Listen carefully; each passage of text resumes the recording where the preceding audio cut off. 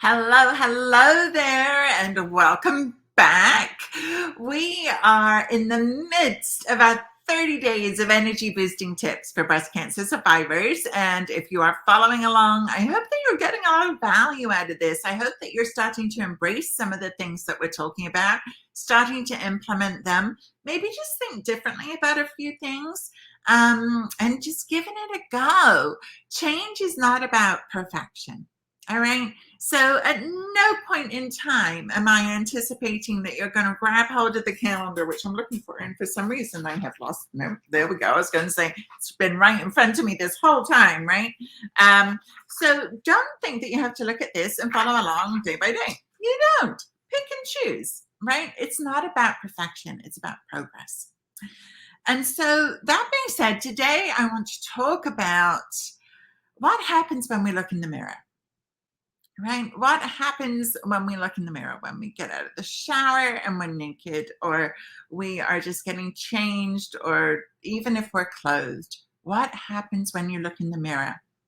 Are you looking in the mirror and picking yourself apart?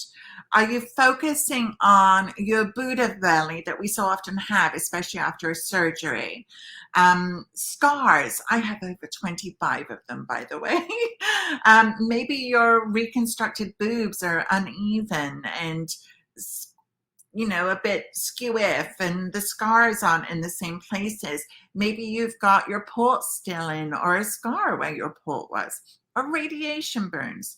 Maybe you're dealing with lymphedema and one or more of your arms is really swollen due to lymph node removal. Maybe you're just looking at cellulite or fat and picking yourself apart. Maybe you were doing this prior to breast cancer too, right? So we're going to be diving into this a little bit more today.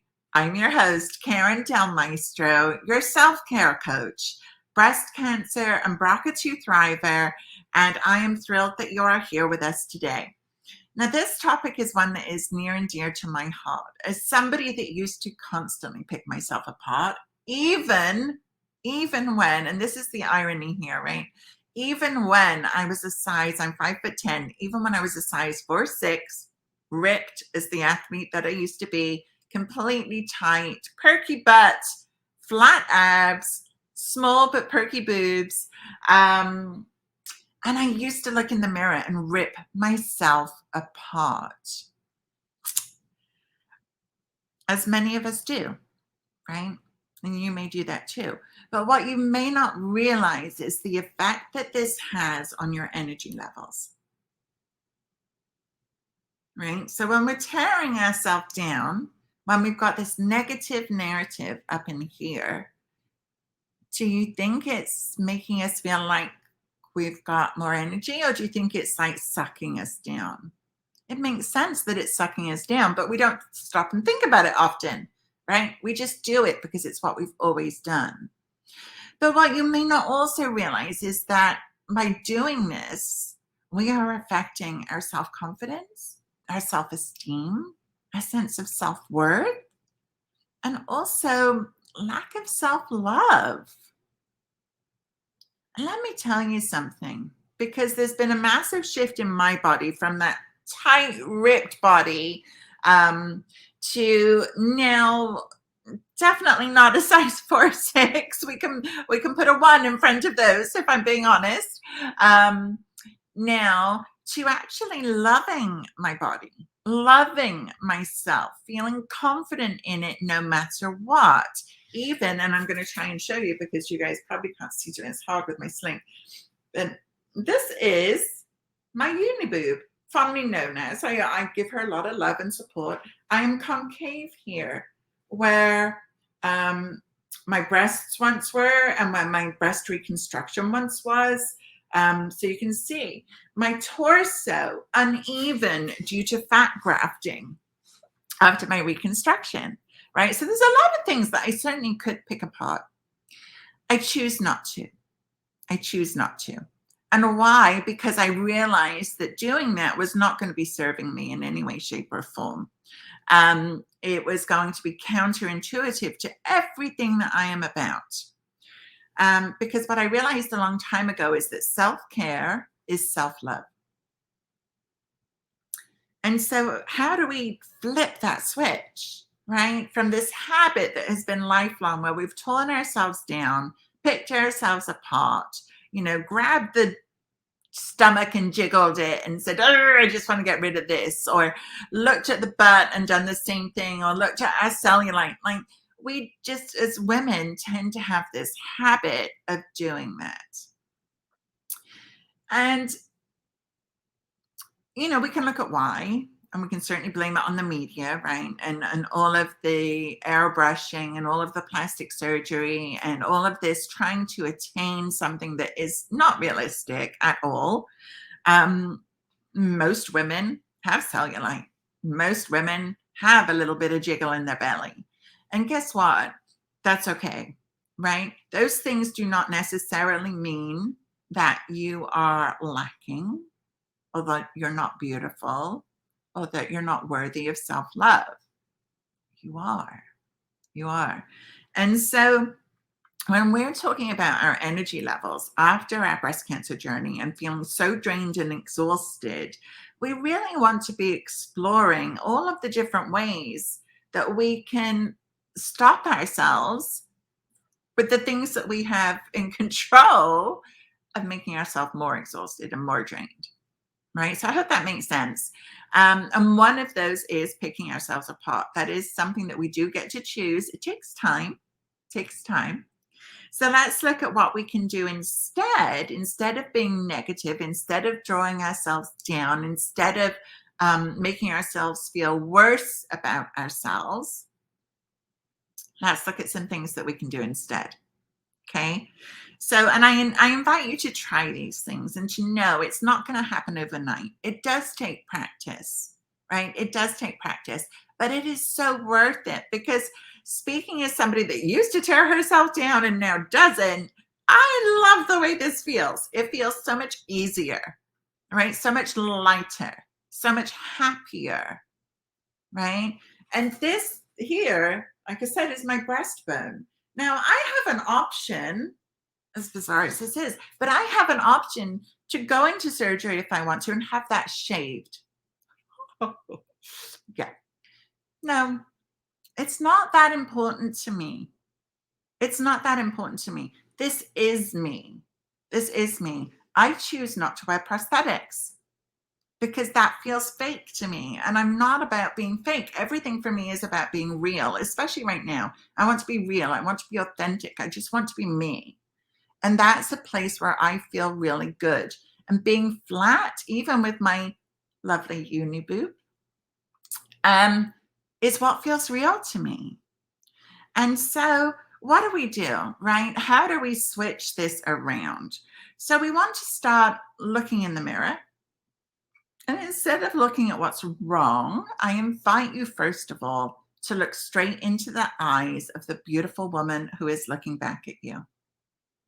Right? Look in her eyes, look in her soul, recognize her journey, her pain, her challenges, and recognize the love that she has to share with the world.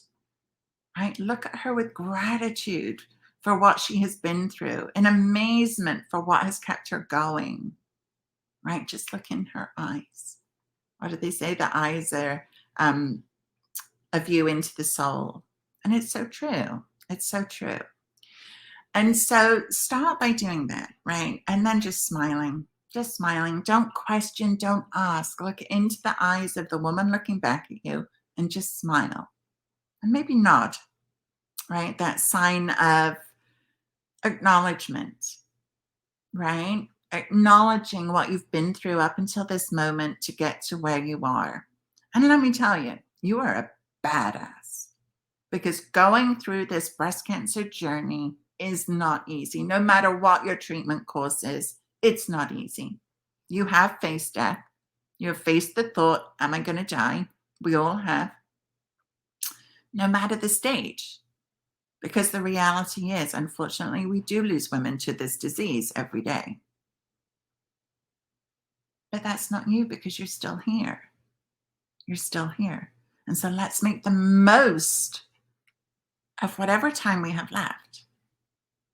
Right? Because I know that your best life is yet to come.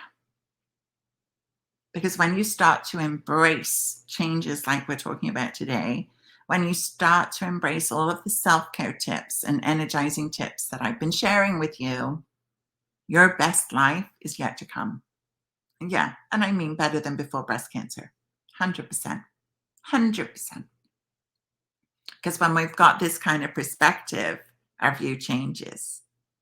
And it can be a really positive, amazing thing if we allow it to be. Now, what else can we do?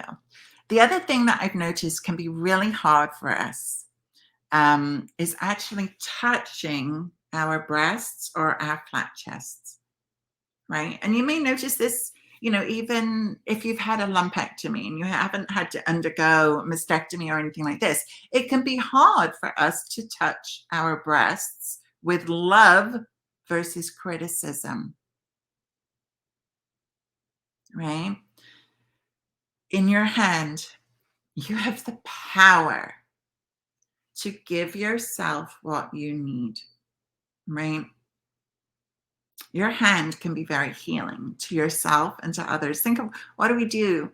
If a child is crying, what do? We hold them, we hug them, right? Or we hold their hand, or we put our hand on their head, or we wrap our arm around them. Why? Because physical touch is healing. So why do we not choose to give it to ourselves? So I invite you to take your hand, place it. I always go to my uniboob, which is also where my heart is. So for me, it's healing my heart. But we want to make sure, not just from the love perspective and the self-acceptance and everything else, but also because we want to be continuing to do our self-exams, even if we're flat, even if we've got reconstruction. It's crucially important, and I teach how to do that with this different anatomy. So if you want to learn more about that, feel free to shoot me a DM and find out. But taking our hand and showing ourselves some love, right? Touching your breasts, no matter how they look, how they feel, sending some love to your heart, right? As you're looking in the mirror. And then as you're doing that, I invite you to also send gratitude to your body. Because I know for me, I am grateful every single day for my body's ability to heal, for my body's ability to keep going, for my body's ability to take me through this crazy journey and keep on trucking. I'm still here. I'm still going, and I can't do that without my physical body.